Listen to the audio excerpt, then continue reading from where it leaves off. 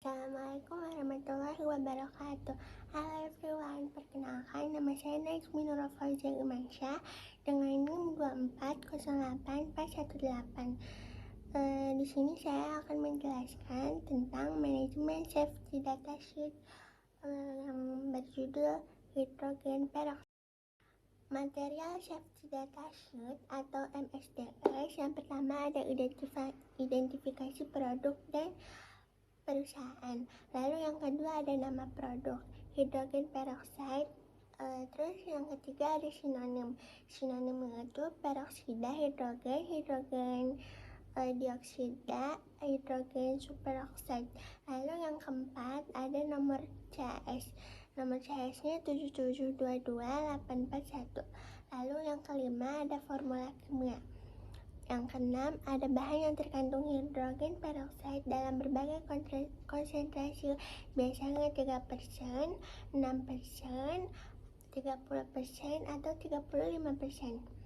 Lalu yang ketujuh, ada nama perusahaan. Lalu yang kedelapan, ada alamat perusahaan. Lalu yang kedua, ada komposisi atau informasi tentang bahan. Bahan atau campuran hidrogen peroksida 30% larutan. Nomor CS-nya 7722841. Lalu ada kelas bahaya, oksidator kuat, berbahaya bagi kesehatan jika terhirup, kontrak dengan kulit atau tertelan. Lalu ada formula kimia. Dan yang terakhir ada konsentrasi. Dapat ditemukan dalam berbagai konsentrasi 3%, 6%, 30%,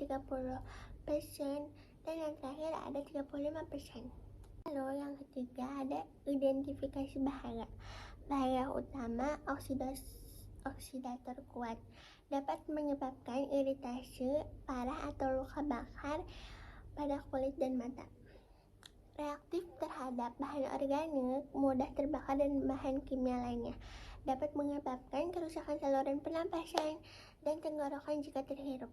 Efek kesehatannya ada paparan kulit, dapat menyebabkan iritasi atau luka bakar ringan hingga parah tergantung konsentrasinya. Lalu ada paparan mata. Terus paparan inhalasi, napas atau kerusakan jaringan pernapasan dalam kasus paparan tinggi. Gastrik dapat menyebabkan iritasi pada mulut, tenggorokan, dan saluran pencernaan, serta mual, muntah, atau diare. Yang keempat, ada langkah-langkah pertolongan pertama. Paparkan pada kulit, lepaskan pakaian yang terkontaminasi dan segera cuci kulit dengan sabun dan yang banyak air selama minimal 15 menit. Jika iritasi atau luka bakar terjadi, segera hubungi tenaga medis. Paparan pada mata, bilas mata dengan air bersih selama minimal 15 menit. Sambil membuka kelopak mata secara perlahan, segera hubungi tenaga medis setelah dibilas. Yang kelima ada langkah-langkah pemadaman kebakaran. Media pemadam yang cocok, air foam, busanya, atau serbuk kimia kering untuk kebakaran besar. Gunakan air dalam jumlah banyak. Bahaya kebakaran khusus. Hidrogen peroksida dapat melepaskan oksigen ketika terurat, meningkatkan intensitas kebakaran, hindari sumber panas, percikan api, atau bahan organik lainnya. Yang keenam ada tindakan pencegahan kebocoran dari spillage. Langkah-langkah pengendaliannya adalah gunakan alat pelindung diri yang sesuai seperti sarung tangan, bahan kimia, pelindung mata, dan masker. Lalu pastikan area mata kerja memiliki ventilasi yang baik. Penanganan tumpahan, serap cairan yang tumpah dengan bahan penyerap yang tidak reaktif seperti pasir, tanah liat, atau bahan penyedap kimia lainnya. Yang ketujuh, ada penanganan dan penyimpanan. Apa itu penanganan? Penanganan itu ada dua. Yang pertama, hindari kontak langsung dan gunakan pelindung diri seperti sarung tangan, kacamata, atau masker, dan yang lainnya. Yang kedua itu hindari percikan dan tumpahan. Lalu ada penyimpanan. Penyimpanan terbagi menjadi 3. Yang pertama, simpan di tempat sejuk, kering, atau berventilasi baik. Yang kedua, jauhkan dari sumber panas atau sumber bahan organik lainnya.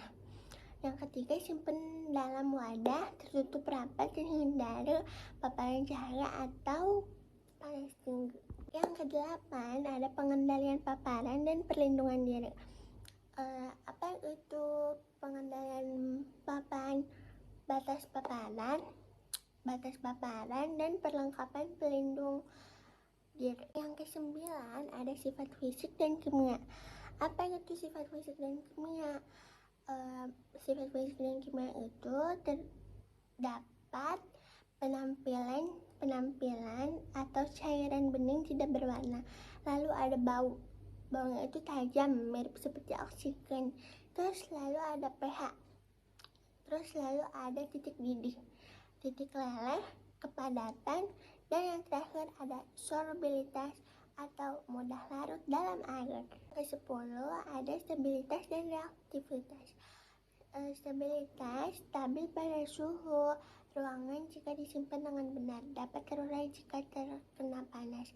Lalu ada reaktivitas, reaktif dengan bahan organik, asam, dan bahan kimia mudah terbakar. Lalu ada kondisi yang harus dihindari, hindari panas tinggi dan percikan api. Bahan yang tidak kompatibel, bahan organik mudah terbakar, logam berat, atau asam kuat. 11. Ada informasi toksikologi.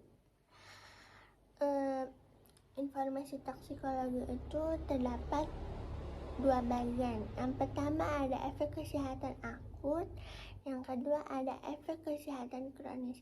Apa itu efek kesehatan akut? Efek kesehatan akut itu ada inhalasi, kulit, mata, ingesti. Lalu efek kesehatan kronis itu paparan jangka panjang dapat merusak saluran pernapasan dan pencernaan. Ke-12 ada informasi ekologi. Informasi ekologi dampak lingkungan. Hidrogen peroksida terurai menjadi air dan oksigen. Tumpahan besar dapat merusak ekosistem air. Yang ke-13 ada pertimbangan pembuangan. Buang sesuai peraturan lingkungan yang berlaku. Jangan dibuang ke saluran air atau tempat pembuangan sampah umum. Yang ke-14 ada informasi pengangkutan. Ada nomor UN, kelas pengangkutan, risiko. Nomor UN-nya 2014, kelas pengangkutannya 5.1 oksidator. Risikonya hindari tumpahan dan kebocoran, jauhkan dari bahan mudah terbakar dan reaktif. Dan yang terakhir ada informasi peraturan. Peraturan lokal sesuaikan dengan peraturan keselamatan, kesehatan, dan lingkungan setempat. Sekian video presentasi dari saya.